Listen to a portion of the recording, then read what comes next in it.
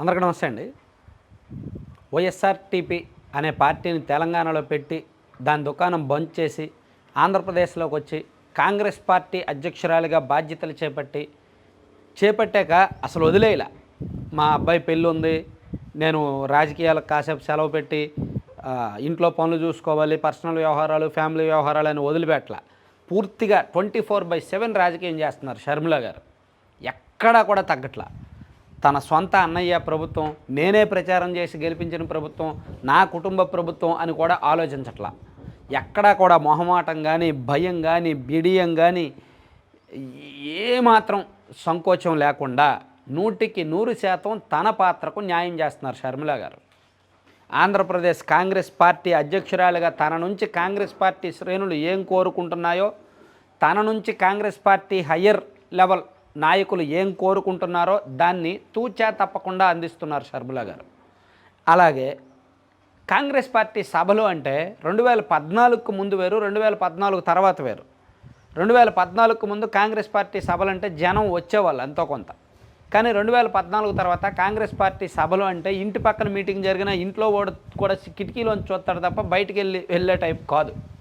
అలా జరుగుతున్నాయి కాంగ్రెస్ పార్టీ సభలు. కానీ షర్మిల గారి సభలు సక్సెస్ అవుతున్నాయి. షర్మిల గారు నిన్న జరిగిన తుని మీటింగ్ కావచ్చు, అంతకుముందు ఏలూరు మీటింగ్ కావచ్చు, ఒంగోలు మీటింగ్, ఎక్కడ జరిగిన మీటింగ్లు అయినా సరే సక్సెస్ అవుతున్నాయి. మినిమం 5,000 మంది జనం తగ్గకుండా వస్తున్నారు.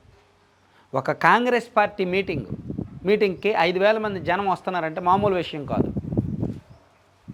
ఈ రోజుల్లో కాంగ్రెస్ పార్టీ మీద ఉన్న విపరీతమైన వ్యతిరేకత, ఆంధ్రప్రదేశ్లో కాంగ్రెస్ పార్టీ లేదు, ఎక్కడో ఐసీయూలో ఉంది. దాన్ని తీసుకొచ్చి కొన ఊపిరిలో ఉన్న కాంగ్రెస్ పార్టీని తీసుకొచ్చి జాగ్రత్తగా దానికి ఉన్న రుగ్మతలు, రోగాలన్నీ వదిలించి జనంలోకి తీసుకువెళ్ళి ఓటింగ్ పర్సంటేజ్ పెంచాలనే కృతనిశ్చయంతో పనిచేస్తున్న షర్మిల గారి మీటింగ్కి ఇలా జనం రావడం మామూలు విషయం కాదు. ఖచ్చితంగా అది షర్మిల గారి గొప్పతనమే. కాంగ్రెస్ పార్టీ తీసుకున్న నిర్ణయం సక్సెస్ అయినట్టే. అయితే వచ్చిన జనం ఓటేస్తారా వెయ్యరా, అది ఇంపార్టెంట్.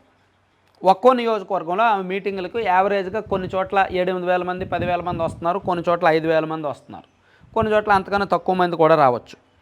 సో ఇక్కడ మరి వస్తున్న జనం ఓట్లు వేస్తారా వేయరా, దాదాపుగా 5,000 మంది 6,000 మంది 7,000 మంది ఇలా వస్తున్నారంటే వస్తున్న వాళ్ళు ఓట్లు వేస్తే గొప్పతనమే. ఖచ్చితంగా అది కాంగ్రెస్ పార్టీకి బూస్టింగ్ వచ్చినట్టే. పైగా షర్మిల గారు మీటింగ్కి వచ్చేవాళ్ళు రాజశేఖర రెడ్డి గారు అభిమానులు అయి ఉంటారు, కాంగ్రెస్ పార్టీ వాదులు అయి ఉంటారు.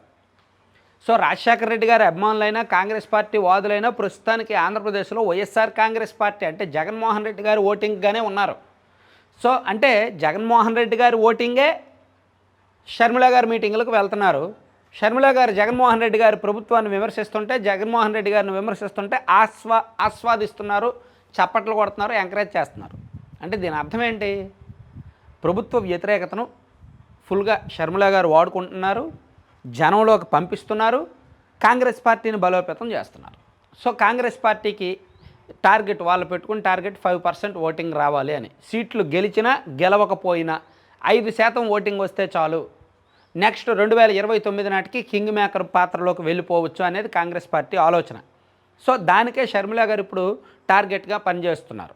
కాంగ్రెస్ పార్టీ నాయకులతో మాట్లాడడం, కాంగ్రెస్ పార్టీ పునాదులను మళ్ళీ పునర్నిర్మించడం, కాంగ్రెస్ పార్టీ ఎక్కడెక్కడ బలంగా ఉందో, ఎక్కడెక్కడ వాళ్ళకి నాయకత్వం ఉందో వాళ్ళందరినీ తట్టిలేపడం చేస్తున్నారు.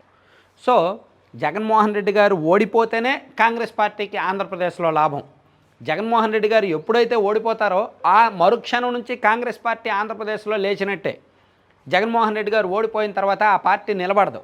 ఆ పార్టీ నిలబడడం కష్టం. ఎందుకంటే ఉన్న ఆయుధాలన్నీ ఎన్నికల్లో వాడేస్తున్నారు. ఆ తర్వాత ఆయుధాలు ఏమీ ఉండవు. పైగా ఓడిపోయారు అంటే ఆ పరిపాలన నచ్చనట్టు, వాళ్ళు చెప్తున్నవి అబద్ధాలు అని జనం నమ్మినట్టు. సో మళ్ళీ అటువంటి అబద్ధ పార్టీకి మళ్ళీ ఓట్లు వెయ్యను అని జనం ఫిక్స్ అయినట్టు. సో అప్పుడు ఆ పార్టీలో ఉన్న కార్యకర్తలు, ఆ పార్టీలో ఉన్న నాయకులు కూడా రియలైజ్ అవుతారు. రియలైజ్ అయ్యి సర్లే మన పాత పార్టీ కాంగ్రెస్ ఉంది కదా, మనం సొంత ఇల్లు కదా, అది ఎన్నాళ్ళు అద్దెంట్లో ఉంటాం, సో సొంత ఇంటికి వెళ్ళిపోదామని తన సొంత ఇల్లు లాంటి కాంగ్రెస్కి వెళ్ళిపోతారు. అంటే జగన్మోహన్ రెడ్డి గారు ఓడితే కాంగ్రెస్ పార్టీకి లాభం. సో అందుకే షర్మిల గారు తన స్పీచ్లో ఎక్కువగా జగన్మోహన్ రెడ్డి గారిని 90% టార్గెట్ చేస్తున్నారు. వైఎస్ఆర్ కాంగ్రెస్ పార్టీని ఎక్కువ టార్గెట్ చేస్తున్నారు.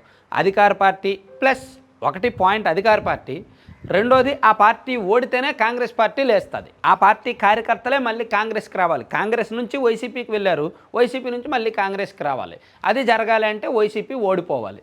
అందుకే షర్మిల గారు నాన్ స్టాప్గా ప్రయత్నం చేస్తున్నారు. సభలు సక్సెస్ అవుతున్నాయి, జనం వెళ్తున్నారు, ఆ మీటింగ్ని ఆస్వాదిస్తున్నారు, రిజల్ట్ కూడా బాగానే ఉంది. సో వాళ్ళు అనుకున్న 5% ఓటింగ్ వస్తుందా రాదా అనేది చూద్దాం. Thank you.